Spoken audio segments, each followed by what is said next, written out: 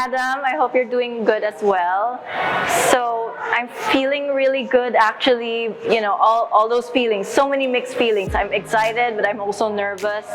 Actually, to be honest, everything leading up to the press presentation rather, the anticipation was really high, but then after that it was all just calming. Right now it's a little bit calming. Maybe I'll feel it again during rehearsals and when I'm already there on stage, but I feel like I'm ready. I think that's the only thing I can say. I'm ready to face people, I'm ready to face my fans, I'm ready to just take everything.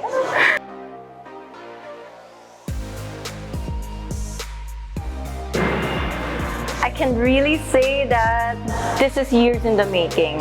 I think one thing that I don't really tell people is that I applied back in 2016, I applied back in 2019, I think I also applied back in 2018, and then now.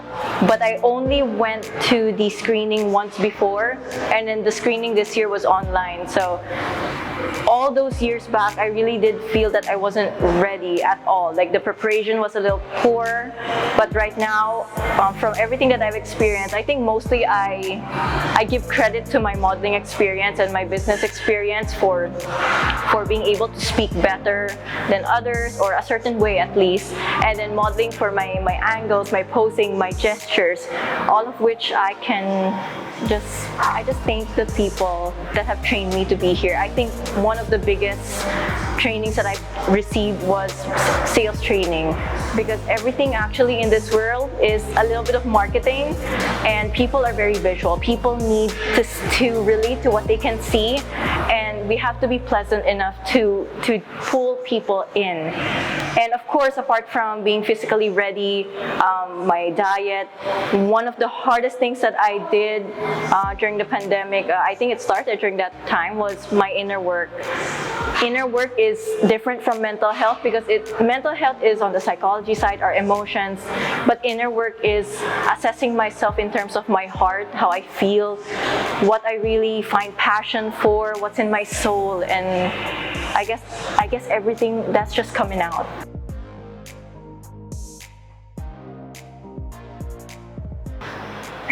Thank you. Well, I think it started fairly recently. I think everything that I do, I really look back and just assess. One of the things I guess I realized is that we take the moment when it's happened for granted, and I guess I don't know, I'm just in a much better place right now than I was like years ago. Like this year, I would say I'm in a much better place, like very, very much better. I look into things, I assess, I think before I speak. I know these are things that are supposedly common, but it's hard to put into practice.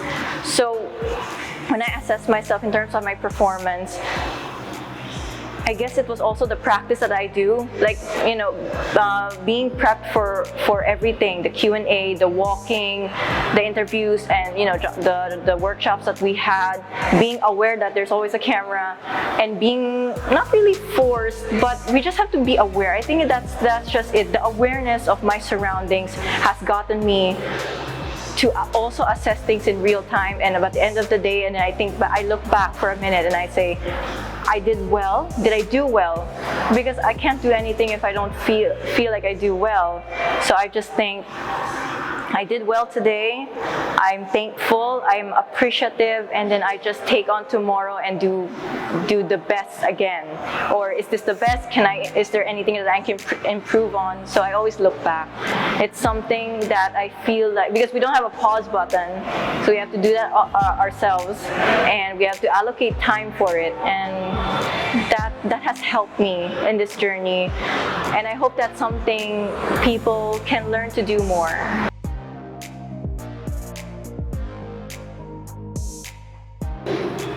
Apart from being a certain generations already here in the Philippines, that's being established here, being born here, being fully Chinese here, I'm accustomed to more of the Filipino culture.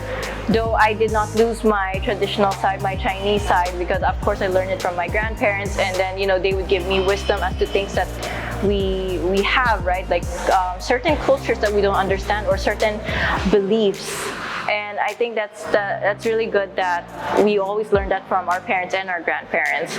But what makes me really modern is, I guess I could say I'm not very entrepreneurial in a way. I'm not someone who owns a business, or at least not yet. But I am good in a business, like a branch of it.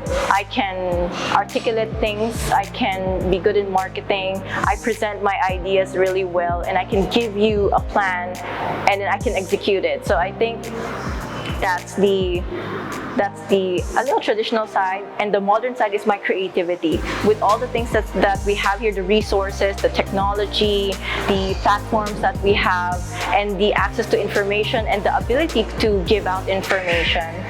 And me being in that platform, a model, a bit of a TikToker, Instagrammer, access to all these platforms, it has made me very modern. And I think that's something that we don't talk about often, right? When we go to school, we still hear a lot of, oh, I have to go into a business course, I have to be an engineer, I have to be an architect, or I have to be a doctor. That's still very much common up until now. Very rare do we hear someone who is very proud to say that, oh, I want to be a writer, I want to be a journalist, I want to be in communications, I want to be a TV personality. Solely focused on that without the business side. It was not pushed to me, but I chose to have a business degree apart from the creative side that I wanted, which was fashion. And I know it wasn't necessary, but I felt it was just something that my parents and grandparents would just prefer, because business, it will always be applied everywhere, while fashion, sadly, anything creative is not super profitable, or it's not profitable to anyone, right? So I think something that I really want to show people is that we can.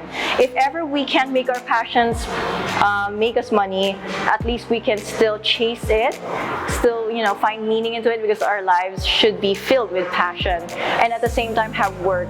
Because being a realistic person, I really find that I need to have a job.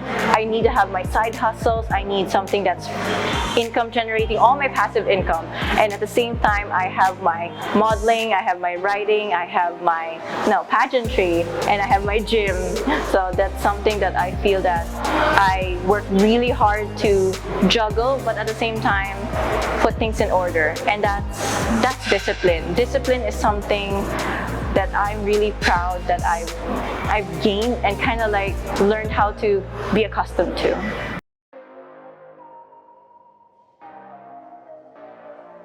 I guess I just want to be a voice to those who are not heard. I think that's very common. I want to be a spokesperson, right? I want to be someone of influence, but then because I really do feel there's a lack of representation in my type of people, in a sense that someone who's good in both things, but then only one or the other is being shown. Like me, people say that, oh, I'm a model, she must not be bright, she must not know how to do things, but that's very much the opposite. I may be a model, but it doesn't mean I don't know how to do things around the house, or when I'm someone of business, it doesn't mean that I don't know how to be girly, or I don't know how to be a girl boss, or I don't know how to just be feminine. I think there's a lot of stereotypes there, and at this day and age, everything is broken. All stereotypes are broken, and I just want to show that there's so much more than just being black or white, or just one or the other. We're very much in the gray areas, and that gray area can be very subjected to so many interpretations, but a lot of those interpretations are good and positive, and it's very much up to the people to see the negative in it. But I want to show all the positive things, all the good things of being in the gray area, which is not bad. It is all very much beautiful.